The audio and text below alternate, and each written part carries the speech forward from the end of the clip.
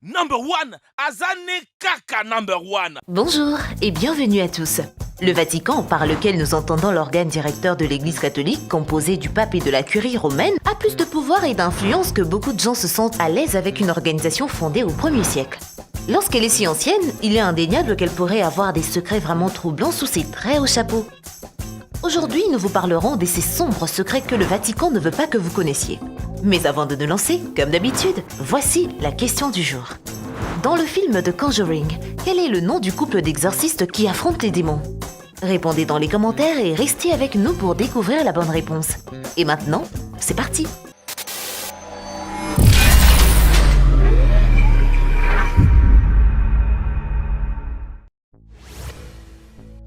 Et surtout, n'oubliez pas d'aimer et de vous abonner pour ne rater aucune de nos vidéos. L'armée d'exorcistes du Vatican. Vous connaissez quelqu'un qui se comporte de manière un peu anormale en disant des choses qui n'ont pas de sens? Il pourrait être possédé.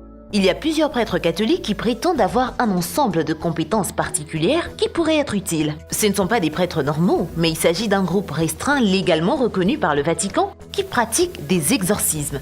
Autrefois considéré comme un rituel commun uniquement au Moyen-Âge ou dans des films d'horreur, l'exorcisme a fait son retour au début des années 90 avec la création de l'Association internationale des exorcistes.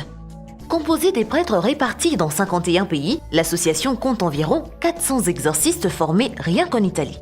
Leur demande d'assistance se chiffre par centaines de milliers chaque année. En fait, le rituel est si populaire que feu le père Gabriel, ancien exorciste du Vatican, a déclaré en avoir effectué 130 000 au cours de sa vie.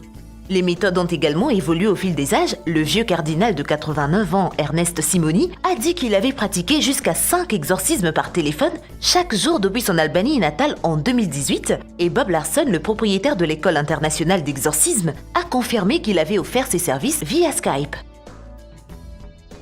Et maintenant, c'est le moment de voir le sujet du jour. Voici une image que nous avons trouvée sur le net et l'histoire qui se cache derrière est pour le moins intrigante. L'original a été téléchargé par un homme du nom de Vittoria Salvio qui prétend que cette photo a été prise dans une chambre à l'intérieur d'une pièce secrète dans les profondeurs du Vatican. Apparemment, il était là pour faire des travaux de construction et est tombé sur la pièce secrète en essayant de trouver les toilettes. Il ne pouvait pas croire l'image macabre qui s'offrait à lui.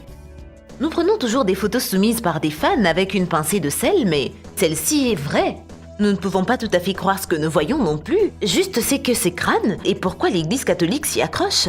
C'est assez effrayant, c'est le moins qu'on puisse dire. Dites-nous ce que vous en pensez dans les commentaires.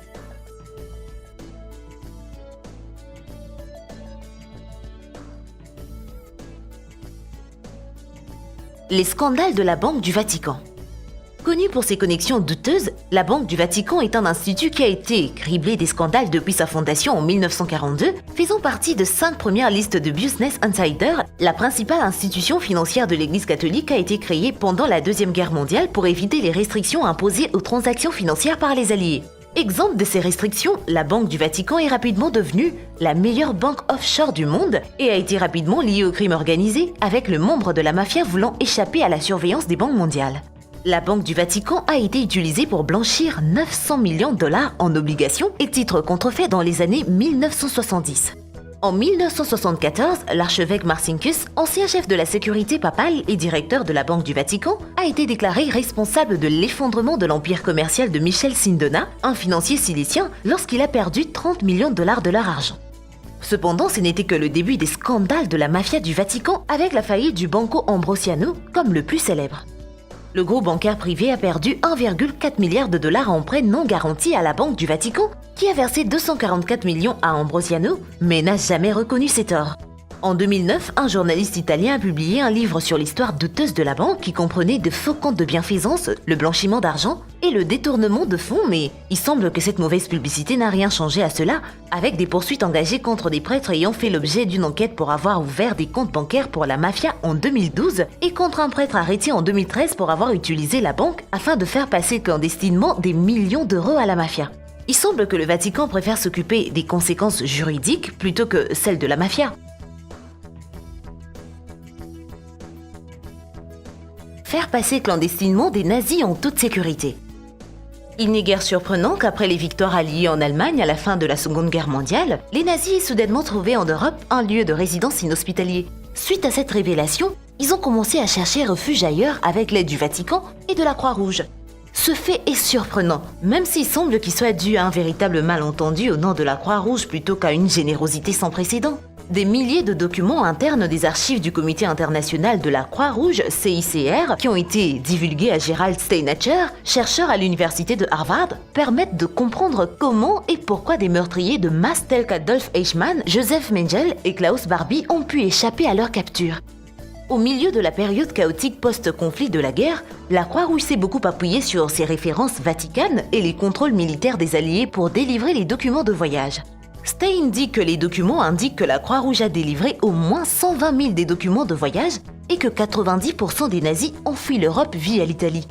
Quoi qu'en soit la raison pour laquelle la Commission du Vatican pour les réfugiés a fourni aux fugitifs nazis des fausses identités, et ils ont toujours refusé de commenter ou de divulguer les documents pertinents de leurs archives secrètes. Mais le pape François a promis de le faire en 2020, donc nous n'avons pas à attendre longtemps. Le génocide rwandais. Les simples excuses du pape en 2017 ne semblent guère suffisantes pour le nombre important de morts dont les membres de l'Église catholique seraient partiellement responsables au Rwanda en 1994. Des prêtres, des ecclésiastiques et des religieux auraient jeûné plutôt qu'aider des membres de l'ethnie Tutsi qui fuyaient le danger et les milices locales entre avril et juillet 1994. Selon les survivants et les membres du gouvernement rwandais, de nombreuses victimes sont mortes dans les églises où elles avaient cherché refuge. Bien que plusieurs prêtres et religieuses courageuses aient caché des personnes dans les répertoires des églises et les couvents, d'autres ont, pour des raisons qui dépassent l'entendement, participé pleinement au génocide. Le père Seromba, par exemple, a ordonné aux bulldozers d'abattre les murs de sa paroisse, tuant 2000 personnes à l'intérieur. Et les sœurs Gertrude et Maria ont guidé les milices dans leurs couvents et dans leurs garages où des femmes et des enfants se cachaient. Le père Seromba et les sœurs ont été poursuivis. Cependant, de nombreux autres prêtres et religieuses s'en sont sortis indemnes et pratiquent sans doute encore aujourd'hui. Des papes terribles. Vous seriez pardonné de penser qu'une personne nommée pape aurait de bonnes mœurs et un semblant de santé mentale. Il semble que ces deux attributs et bien d'autres manquaient à plusieurs papes catholiques romains sélectionnés sur les 2000 ans depuis que l'Église a été établie. À cette époque, 266 hommes ont tenu le rôle prestigieux de pape. Cependant, beaucoup méritent une mention honorable pour toutes les mauvaises raisons. Jean XII a régné de 955 à 960 pendant 9 ans infernaux. Au dire de tous, non seulement on raconte qu'il était trompeur, cruel et insensé, Jean XII était aussi un meurtrier, joueur et adultère et considéré comme le pire pape de tous les temps. Cependant, le plus célèbre est son comtesse Alexandre VI qui a fait la couverture de l'émission I.R. Chamberlain de Bad Pops. Né Rodrigo Borgia, il gouverne entre 1492 et 1503. Sa famille est l'une des plus puissantes de Rome pendant la Renaissance. Bien connue pour ses exploits criminels, la vie de la famille Borgia est portée au grand écran grâce à la série Drame qui a duré 2 saisons. Les connexions familiales ont clairement déteint sur lui, car Alexandre le VIe était considéré comme si avide de pouvoir qu'il a été immortalisé dans Assassin's Creed 2. Il a été accusé d'avoir assassiné ses ennemis politiques, de népotisme et aurait eu de nombreuses affaires qui ont abouti à des enfants.